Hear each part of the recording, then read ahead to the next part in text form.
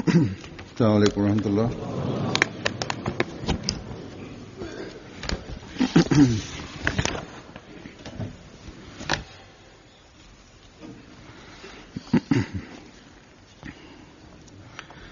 أشهد أن لا إله إلا الله وحده لا شريك له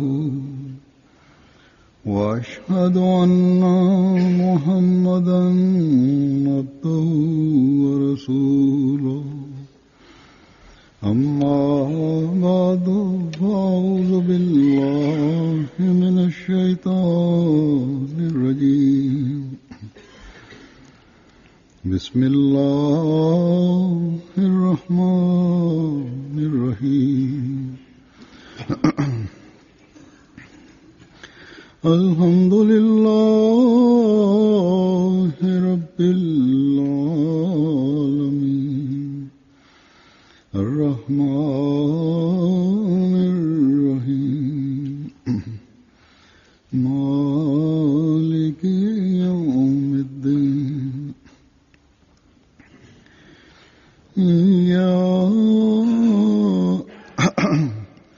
إياك نعبد وإياك نستعين اهدنا الصراط المستقيم صراط الذين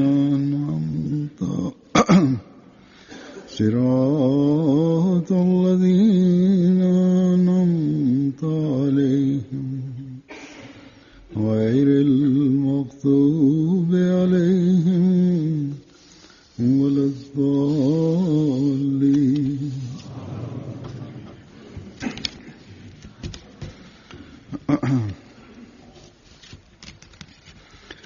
अमली इस्लाह के मजमून के बारे में मैं गुज़श्ता 2 जुमों से बयान कर रहा हूँ। आमीन। गुज़श्ता जुमे को मैं इस बारे में जो मुस्लिम अलैहिस्सलाम za svoito vaspitanje, аз от 2 седмици постоянно редовно обяснявам. Миналия петък аз на Хазрат Масих Мауд алейхиссалату вассалам, които учения имаме пред нас, гробище, които има, няколко неща съм обяснил като въпроси, които изникват. Или това може да разберете, че аз обяснявах, че как Хазрат Масих Мауд алейхиссалам в своето учение ние обяснили, дали ни съветите и въпроси и отговори. Това имаше, че дали ние вършиме това или не вършиме това, който изисква Хазрат Масих Мауд алейхиссалам от нас. Нашето възпитание не свършва от тези няколко поменати въпроси. Учението Ислама има без брой многократно учения и закони. Затова Хазрат Масих Мауд алейхиссалату вассалам в своето учение и дале посока на нас, напъствале на нас и много ясно ни е казале, че аз и казвам ви истината. Истина ви казвам, че който от 700 заповеди от Корана, от 700 заповеди, един ако не върши, той се затваря врата пред себе си за спасението. Значи за нас има много голям страх от това. Трябва да страхуваме и ние на всеко едно нашето дело и всека една крачка ние трябва да дигаме много внимателно, както съм казал предишните хутбета, предишните петъчните речи. Идването на Хазрат Масих Мауд алейхиссалам, мисията на Хазрат Масих Мауд алейхиссалам за това е, че той да поднови учението на Корана в света и на нашия светия пророк Хазрат Мухаммад саллалаху алейхи ва саллям, неговия живот и неговия пример да ни покаже и ние да вървиме по този път. Затова Хазрат Масия Мауд алейхиссалам ни е обърнали многократно внимание, ако ние с честност да провериме на себе си, както съм казали преди също, че нашия възпитание, на своето възпитание, когато ние ще дадеме сами тези въпроси, ако дадеме отговор за малко време, на кратко време, нашето възпитание се върви напред, но след няколко дни, няколко от нас пак върват със същия начин и същия живот. Затова ние сме като една пример на този пример на това, че докато капака е затворено, една кукла има, който затворена е в кутията, когато е затворена капак, ако капак се отваря, веднага кукла се идва с пружината вънка и когато натиск има върху нас съветите и ученията, тогава веднага скочи вътрешните желания вънка и после, когато капака се затвори, оттихва се желание и няколко хора са ми писали след хутбета, че ние опитваме и това също праваме, че да напредваме и че чрез тези хутбета ние нашите, които кукли има, които са затворени в кутиите, да бъде затворено в кутията и да не излиза, да не се скочи чрез пружината вънка от кутията. Ние трябва да мислиме това, че каква е причината, че това куклата или играчката иска да скочи вънка от кутията. Тогава може да има възпитание на някои и има различни начини, може да се бъдат приети, когато се разбира какви слабости има, какви причини има, за да махнем тези причини. Ако причината стои, тогава след кратко време, после пак се скочи греховете, слабостите. Заради това аз, когато съм средоточил, тогава Хазрат Муслим Мауд алейхиссалам, на втория халиф, синът на обещания Месия, аз съм разбрал неговото откриване и според него, както той е произнасиле речите и как е говориле, личи от тези примери, че Корани, хадисите, версиите на Хазрат Мухаммад саллаллаху и ученията и книгите на Хазрат Масия Мауд алейхиссалам, как той обяснява, така никъде не може да се срещнеме такъв начин, както затова аз съм мислил, че начина на Хазрат Муслим Мауд, на втория халиф, да получа ползата от неговите хутбета и чрез неговата светлина, и неговите думи, аз да представям пред вас неговите хутбета, за деянията да бъдат поправени, какви неща пречат за деянията да напредват или да одобрят от тях.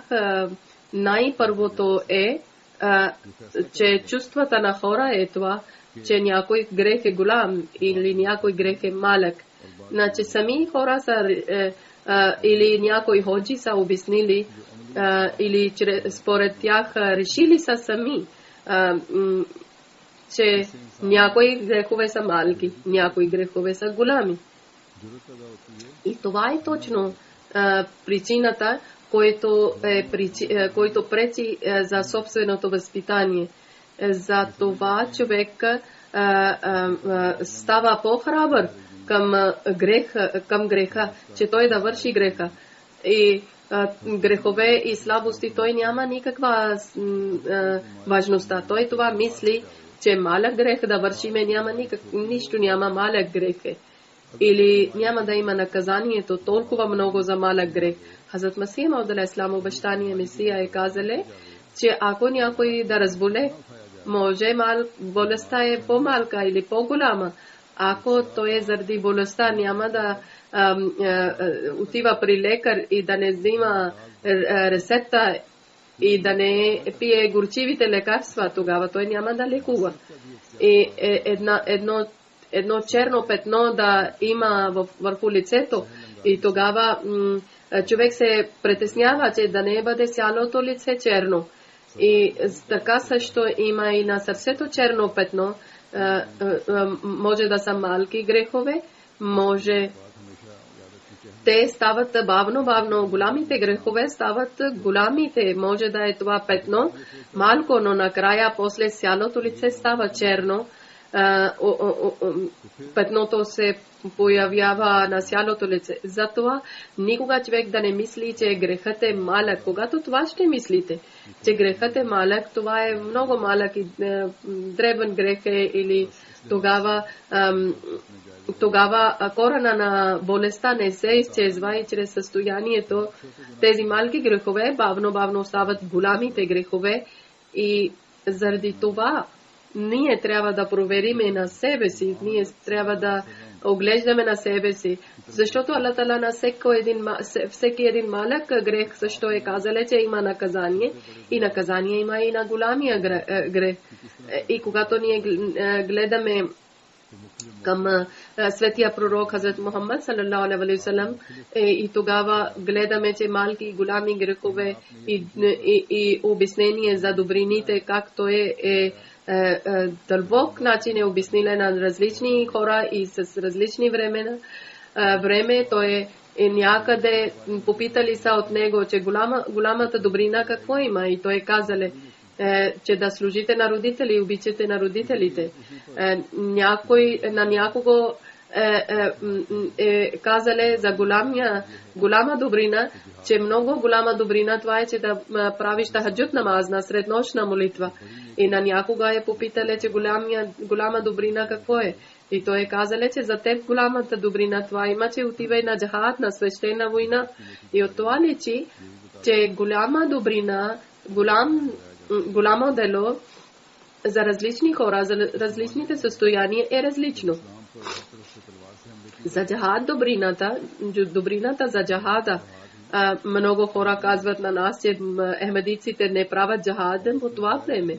Когато от ислама имаше всякъде диганите сабите и оръжията, тогава свещена война е било много голямо дело. И тези хора, които без причина не са отишли, тогава Аллах Таала е казал, те ще бъдат наказани. Но Хазрат Масия Мауд алейхиссалам времето на обещания Месия, Хазрат Мухаммад саллаллаху алейхи ва саллям, самия Хазрат Мухаммад саллаллаху светия пророк е казале, че Месия ще свърши джахад. У негово време няма да има свещена война. Джахад чрез оръжие. Ще бъде променен джахад. Ислам като религия няма да има нападение чрез сабия, чрез оръжие. Исламско оръжие ще бъде литература, медиите и различни други средства ще бъдат използвани. Не оръжия ще бъдат използвани за ислама. Исламска религия няма да използва. И защото такива оръжие ще използва срещу ислама, ислама ще даде със същите оръжия отговор. И Хазрат Масия Мауд алейхиссалам е казале, забранено е в моето време свещена война джахад, който е с оръжието.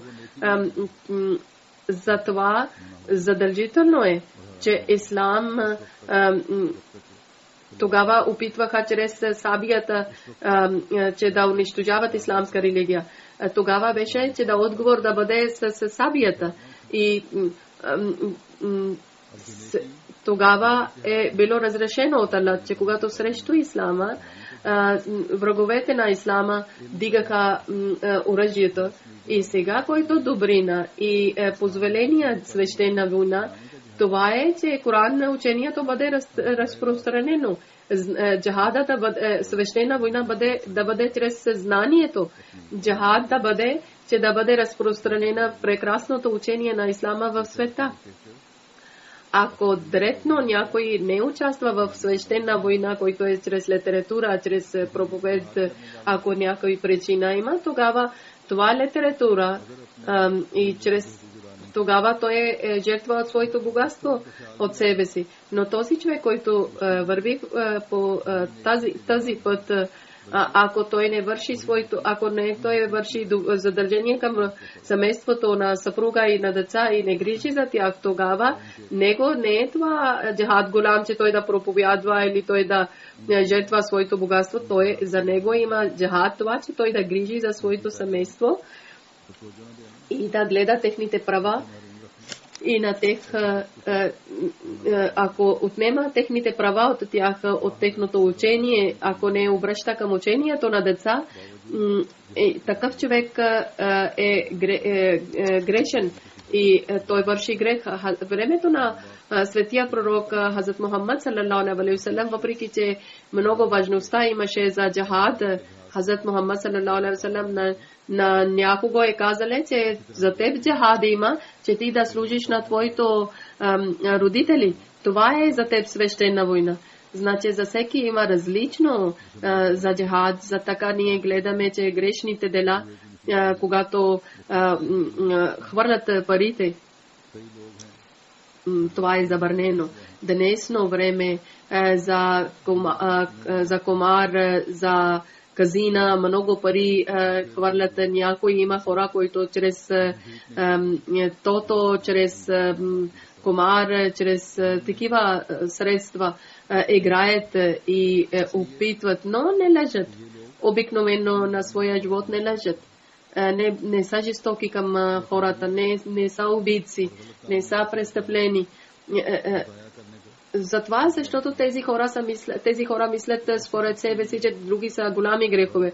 Но мисля, че с комар, играенето на комар комарджийство не е голям грех. Тогава такъв човек, ако пилее парите за комар, тогава това е за него голям грех. След това ние може да гледаме, че една жена на своите дрехи не прави срамни дрехи, когато излиза не забулва както трябва, без шал, въпреки че тя е Ахмеди мусулманска жена и въпреки че се нарича, че е Ахмеди мусулманска, хора знаят така, без хиджаб, без фередже, без забулото излиза или тесни дрехи, или показва в своето красоти, но ако казва жертва за богатство, за чанда, за някой добро дело, тогава отворено сърце тя дава. Или тя мрази за лъжа.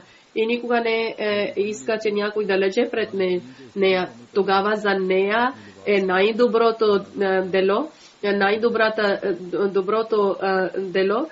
Това не е, че тя да даде чанда.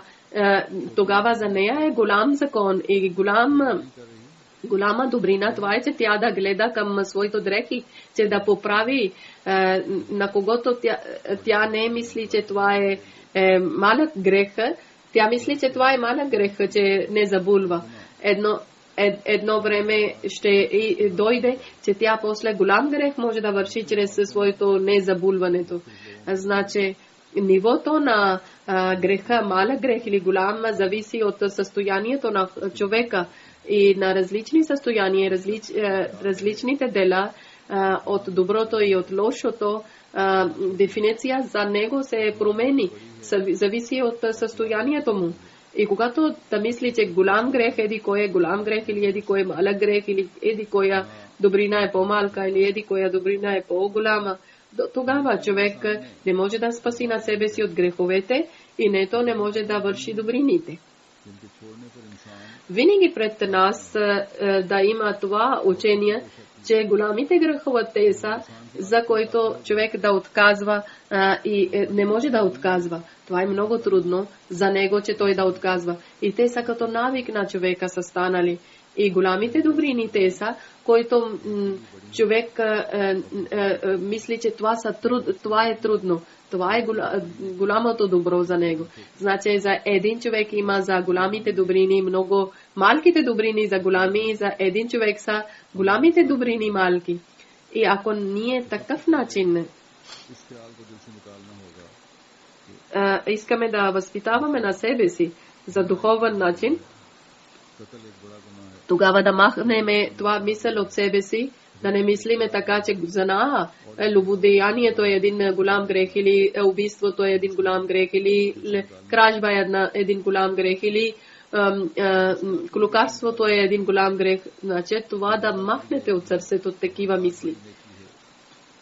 И също да махнете това също от сърцето, че постенето е голям себаб, закат е един голям себаб, хаджлек е един голям себаб и другите добри дела са малки, по-малки. Както на обикновено нашето време така хора мислят, обикновените мусулмани. Ако няма да махнете тези мисли от сърцето, тогава нашите дела ще бъдат по-слаби и ние ще бъдем по-слаби от вярата.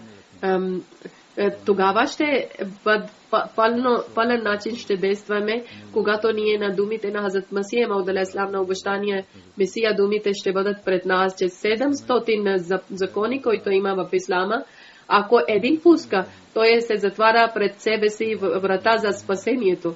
Значи ние като чуждите не трябва да мислиме, които мусулмани, други мусулмани, че някои грехове са голями, някои грехове са малки, някои добрини са малки, някои добрини са много голями.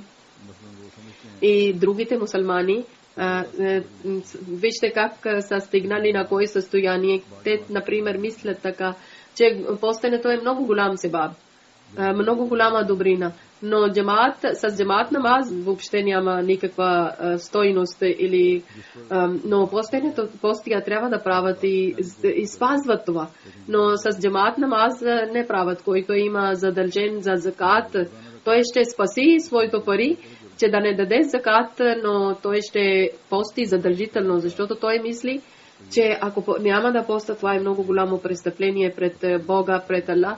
Но да спаса с моето пари, да не давам закат. Едно време така е било в Пакистан, сега не знам какво е. След 1974 година, когато чрез закона на ахмадиците са казали, че те не са мусулмани,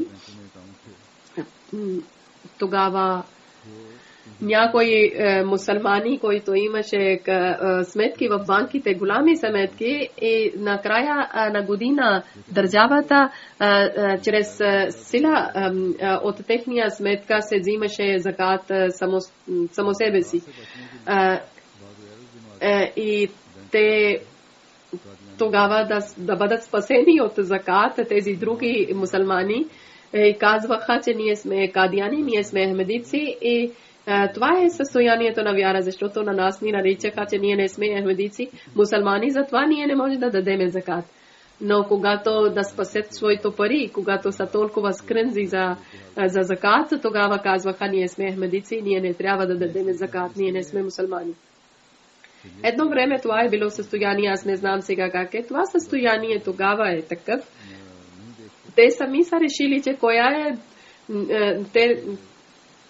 Те не гледат към Аллах Тала, те сами решават коя е голяма добрина, коя е малка добрина. Не гледат, че какво ще бъде възнаграждение. Те гледат към ходжите, към учените хора и върват за тях, че какво те обясняват на тях. Който на себе си сами наричат, че те са учени хора или ходжи. Една случка, Хазрат Муслема от втория халиф е обяснил за обещания Месия, че Хазрат Масия Мауд алейхиссалам е биле в Рамазан месец на пътешествие и такъв състояние, че той е дале произнесел речта. И времето на речта в неговото гърло е съхнало. Тогава един приятел близък е дале чаша чай на него. Той е пак, втори път пак е съхнало гърлото, той пак е притесниле, пак е дале чая приятеля. Той пак е дръпнале на и с мимики е казале, че няма нужда. Но защото третия път пак е съхнало гърлото и пак е може да е кашляле и трети път пак той е дале чаша чай. И тогава Хазрат Масия Мауд алейхиссалам обещания Месия и мислили това, че ако няма да взимам чай, тогава може някой мисли, че аз се показвам пред хора И това, който Аллах Тала е дал заповед, че в път не трябва да взима човек постига, и аз не използвам това заповед, аз не изпълнявам, тогава Хазрат Масия Мауд Ислам една глътка е взел от чая, тогава другите мусулмани са дигнали шум, че вижте, казва на себе си, нарича Масия и Махди, и в Рамазан месец не е постиле. Според тях, постенето е толкова важно е било, че това е било, че може да трябва да бъдеш, трябва да постиш, може Аллах да сърди на теб. И си на път или не си на път. От тях може 90% не правят намаз и 90% лежат също, и 90% са измамници, и 90% са разбойници. Но това е самата истина, че от 90% също са постили от тях. Защото те мислят, че постенето е най-голямата добрина. А може Аллах да сърди, не спазват законите, но трябва да постат. Но те постат такъв начин, както Хазрат Мухаммад ﷺ, светия пророк, е казали, че който леже или клюкарства, или зад гръб говори на човек, или псува, или обижда, според Аллах Тала, неговия постия не се приема. Той само е държи глад и жажда. Ако ние да гледаме, че мусулманите, често хора, които повече, множеството от мусулманите по това ниво са гладуват и са жажди. Но според тях това е голяма добрина. И мисля, че това е спасението, че да бъдем гладни и жадни. Или мисля, че еди кои добрините са малко по-голями и ние ще бъдем спасени. Такива хора, които са в света, също нето вършат добрини и нето създават добрини. И нето те разбират нивото на греха. Те сами са решили, че голямите грехове, малките грехове, голямите добрини, малките добрини, какви са и доколко ниво са. И резултат какво е?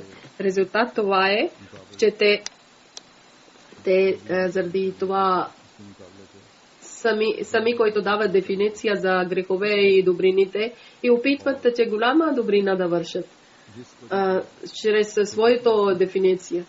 И на когото те мислят, че малък е, и не искат да бъдат и за което грех те мислят, че това е малък, те не може да воюват с това малък грех. И след един друг грех падат и потъват. Корана е казала, че това е най-доброто добро, който е трудно за всеки един.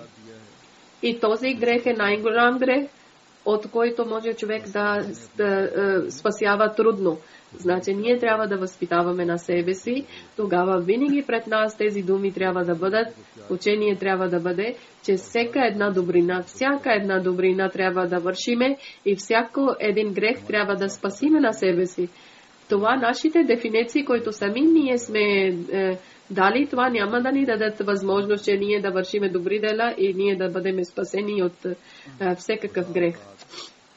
Някога човек, когато мисли на себе си, човек някога вреди на себе си от своето дефиниции, своето тълкование, че коя не добрина да вършиме, коя да не вършиме, коя е важна, коя не важна, кой грех е малък, кой е голям. Малките добрини, които се гледа заради своето внимание, те отнемат и голямите добрини. И често малките грехове или слабости, те много силен начин вредят на духовността на човека. И от Аллах Таала чистота и святост и чистота и пак човек не е пред Аллах Таала. И когато човек мисли, че малки грехове са еди кой, тогава сенката на греха е точно там, който винаги търси шанс, че кога да излиза, като тази кукла, която излиза от кутията. И човек не разбира, че кога сенката е пораснала, грех или няколко грехове тогава може да бъдат изчезнати и може да бъдете спасени, когато всичките заедно да опитвате един джамат, има едно общество, има общо трябва да трудите, че тази грех трябва да бъде махнат от обществото.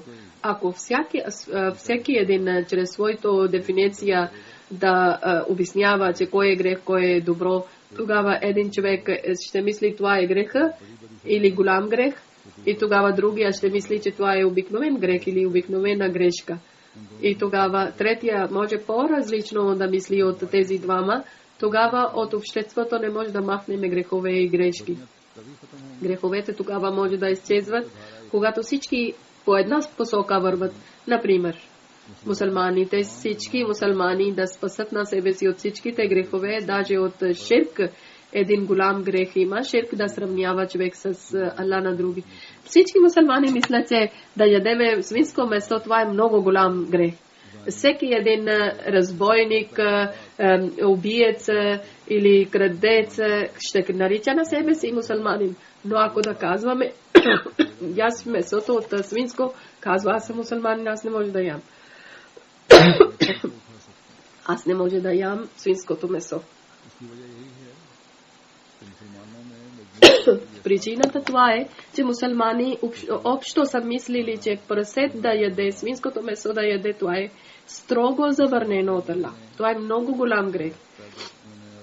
Въпреки, че в това общество растат, в Европа хората растат, децата, 90.9% хората гнасуват отвръщават от свинското месо. Това е това чувство в тях, който е в общо в мусулманите е създадено. Значи да отбягаме от греховете, всеки един човек трябва да дигне този чувство в себе си, че малката добрина също е голямата добрина. И малък грех също е голям грех. Докато от нас всеки един няма да разбере тази истина и няма да труди, всеки един от нас в обществото ще бъдат грехове и те ще пречат в нашето възпитание и нашия напредък. И възпитание на делата или напредък в делата, в деянието е околна среда също. Или да приемаме, Аллах Таала е слагали в човешкото характер това, че той да гледа от другия човек и приема от друг човек нещо. И това малки деца също има този характер, че да приемат или да гледат на другите. И това е за нашия полза. Но за грешен начин да използва човек това, винаги има вреда и винаги има загуба към напаст също това.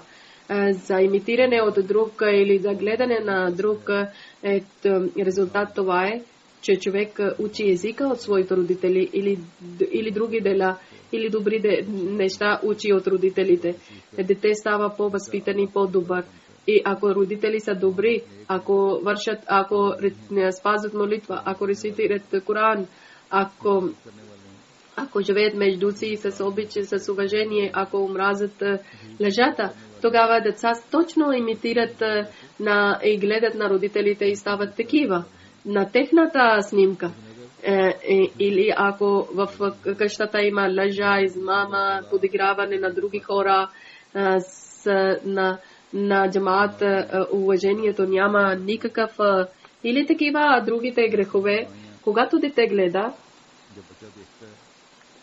тогава заради това имитиране дете учи от тези грешки и върши такива грехове, излиза вънка и гледа в обществото, в околна среда, каквото вършат приятели, той иска така да бъде като приятели. Затова многократно обръщам внимание към родителите, че да гледате своите деца, че какви приятели има, и в къщата също наблюдавате своите деца, че вашите деца на интернет как използват, какви програми гледат, на телевизия какви програми гледат и същото. Това е много внимателно да наблюдавате, че възпитанието на дете е много ранна възраст. Това да разбере всеки един родител. Да не мислете, че дете ще порасне, тогава ще възпитаваме. 2 години или 3 години вече дете трябва да има възпитание. Вече да е зеле за възпитание. Както съм казал, че детето вкъщи пред родителите и пред от баба, дядо, от родителите имитира на тях точно. Родителите никога не трябва да мислят това, че сега е малко нашето дете, когато ще порасне, тогава ще учиме.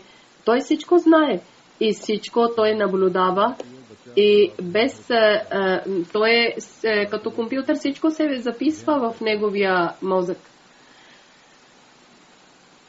И едно време идва, че той точно става като родител.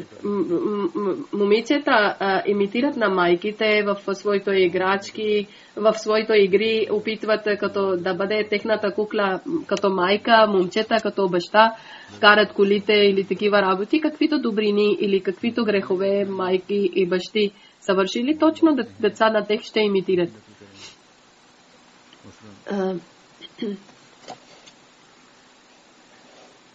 Когато те ще пораснат и когато ще учите на тях, че тези са грехове и те са добрините. Както, например, лъжа, че това е грех, когато ще учите на деца. Трябва да учите когато ще учите на деца, че да спазва обещанието. Но едно дете, когато е гледале, че нивото на моите родители за лъжа е много ниско, за истината много ниско.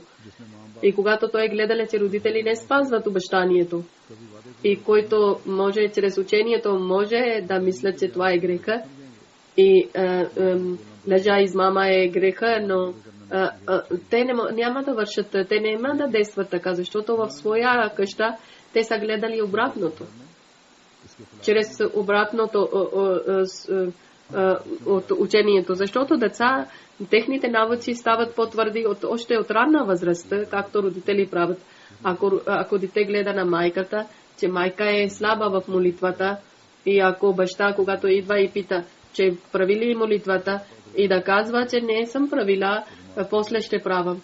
И тогава дете казва, да, това е много добър отговор.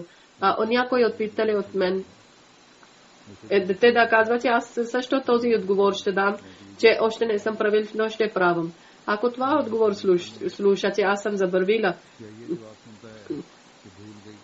или това да слуша, че аз съм правила молитва, детето цял ден наблюдава, че майката не е правила молитва, но дете ще пише в мозъка това, ще бъде писано така. Също на бащата грешките, които има, или слабости, ще бъде записано в мозък. Ако обратен начин той е на негативен въпрос или лъже, когато тогава родители, майка и баща двама, заради възпитанието на дете, те грешен начин възпитават, казват друго и вършат друго, тогава те на грешна посока дават на дете, чрез своето деяние те грешно учение дават на своето дете, предават на своето дете. И дете, когато ще порасне, той това ще върши каквото е гледале на родителите. Той това знае, че те са добри дела, но той няма да върши това. Така и също с комшите, и комшите, които са приятели на родителите от комшите, така също действат и техните дела. От комшите също деца гледат.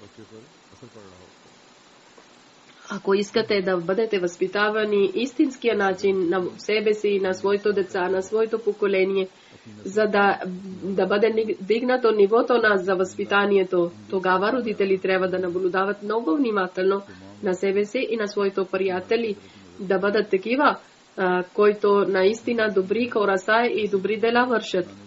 И значи от ранна възраст в характера на дете има, че той имитира и това действа за вечно в възпитанието. Ако ще възпитавате добър начин детето, той добри дела ще гледа, добро състояние, добро общество, тогава той ще бъде добро. Ако лошо, тогава когато той ще бъде лошо дете, когато голямо ще порасне и ще обяснявате, че това е грех, това е лошо, тогава няма в него, тогава е трудно за него. Тогава родители не трябва да оплакват, че нашия дете стана лош сега. Тогава Сега е техния отговорността, че чрез своето дела деца трябва да учат да спазват молитва, чрез своето думи да показват, че те говорят винаги истина, чрез своето деяние да показват, че те свършат добри дела и да бъдат един добър пример за своето дете. Да не вземат клетвите, лъжливи клетви, да не обикновено на ранна възраст тези, които мисли има, това остават в детето, в мозъка. Хазрат Муслемауд е дали един пример за един последовател на обещания Месия, който бил много богаташ от Сик и е станали ахмадиец. Той не ядеше месото от крава, от телешко месо. И неговите приятели са казали, че той трябва да яде телешко месо. Хазрат Муслема от втория халиф е казали, един път аз съм гледал, че в гостната той бързо вървеше отзад на неговите приятели и казва, че днес ние ще накараме, че да ядеш тази мръвка. И той молише на тях, молете, не ми давате месо, не може да ям. И един или на него, или един на някой друг мусулманин, той е повърнал от това месо. И това е от детството, че да мрази месото, телешко месо, защото будистите молят. И така също и мусулманите. Той е променил вярата в сърцето, който отвращение има към телешкото месо, той не може да махне. Но който както от ранна възраст родителите, които са слагали омраза или отвращение към телешкото месо, това не може да махне от себе си. Хазрат Муслема е казали, че делата се личат, затова хората имитират. И това семката се расте и става едно голямо дърво. Но вярата не личи, вярата не се гледа и вярата е като дълбоко вътре. И пример това е, че вярата е като една семка и става дърво и после колоните върват наляво-дясно. Ако се сади на много, като чрез плана и деянията, това са, които чрез семка растат. Ако вие да само семката себе си се излиза от там и един важно дърво сам се сади, човек чрез плана се сади. И дървото, лошото дърво много бързо може да се сади. И в обществото, чрез своето хора, лошите дела също се расте това дърво и чрез чуждите които вършат лошите дела, чрез тях също расте този дърво. Значи греховете повече са в обществото. Затова винаги ние трябва да мислиме и средоточиме върху това. Има и други средства, които аз на следващото хутбе ще обясня. Аллах Тала да ни даде на всеки един възможност, че ние да оглеждаме на себе си, възпитаваме и на своите деца също да възпитаваме. Амин. Амин. Още имаме една тъжна новина също. След намазе джума аз ще правам намазе джаназа, който е на Мукаррам Халид Ахмед Раваки Сахеб.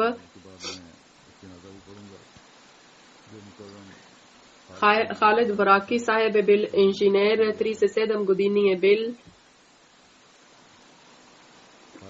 Родителите в Дамаск, в най-първите хора са били, които са правили беят. После баща е бил заплахан от и 6 месеца били в затвор за религия. И така също в това, който раздор има в Сирия, 211 и 212 година били в затвор. Халид Сахеб, всички брат, сестри от деца са били родени са били ахмадици. Това е една агенция е била, той е бил в затвор и след това никаква информация не са дали. 9 декември 2013 година неговата баща са викнали в армия и там неговите сина са дали документи са казали, че 2013 година той е починале инна лилахи ва инна илайхи раджиун. По това време той е бил скрит. Не са дали трупа му на бащата, на сина, трупа не са дали на баща. Възможно е, че много са измъчвали и затова е той починале. Той е биле спазвали законите на ислама. Много хора са били свидетели, че много добър човек рецитирали редовно Коран и неговия рецитиране на Коран, него гласът ставаше много добър и биле много любезен с хората и което задължение или работа са дали с внимание вършиле. Обичале халиф, обичале хилафът, обичале джамата. Около него всички хора са обичали на него и той е бил също главен председател, също е бил главен секретар на Коран.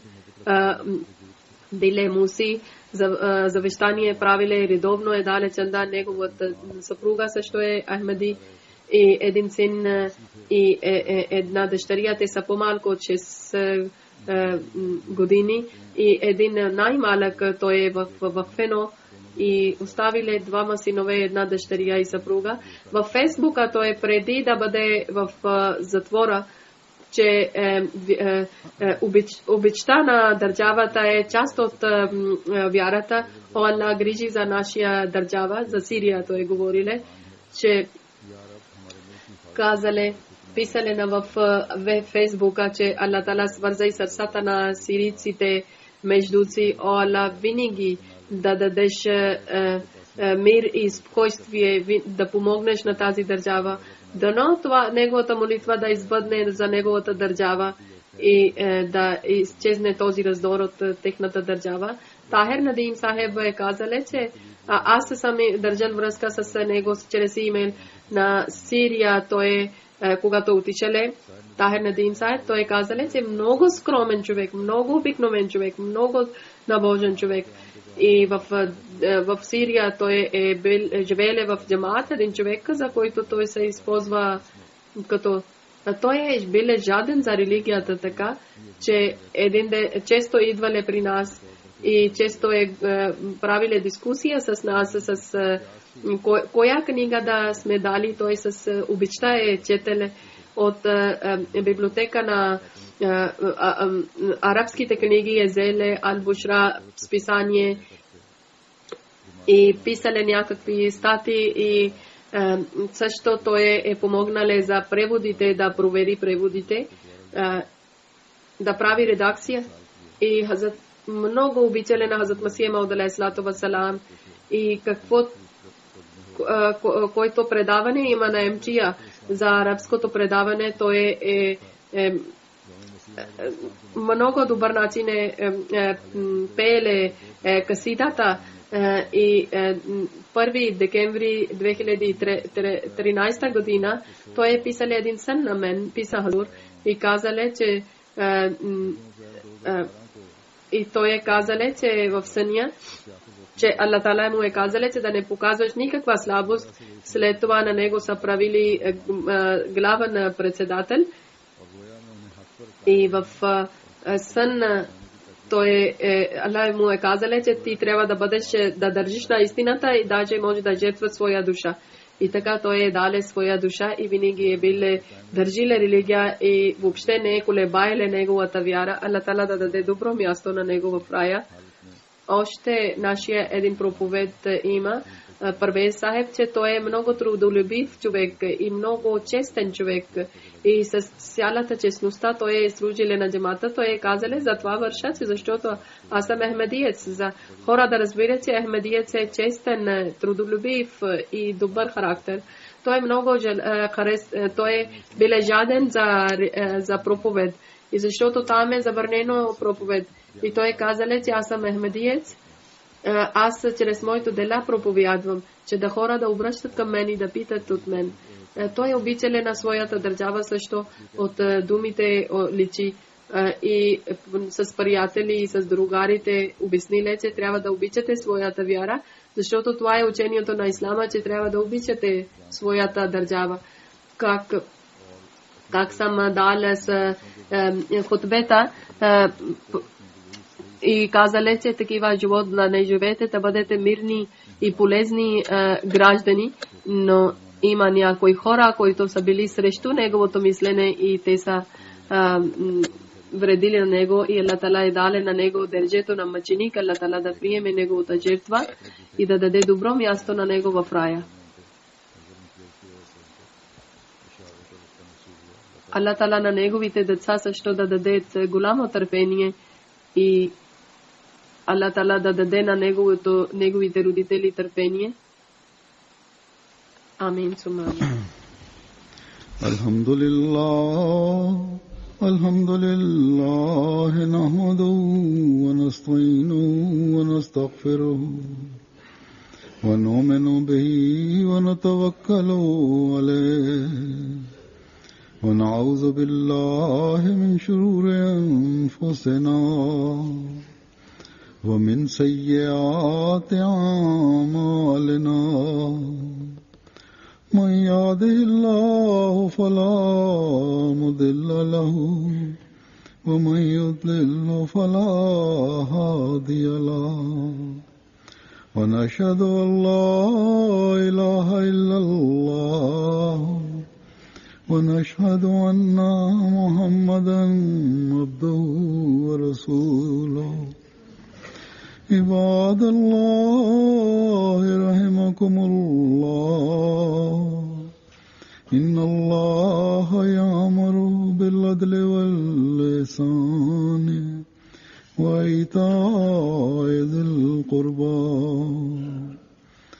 وينهى عن الفحشاء والمنكر والبغي يعظكم لعلكم تذكرون.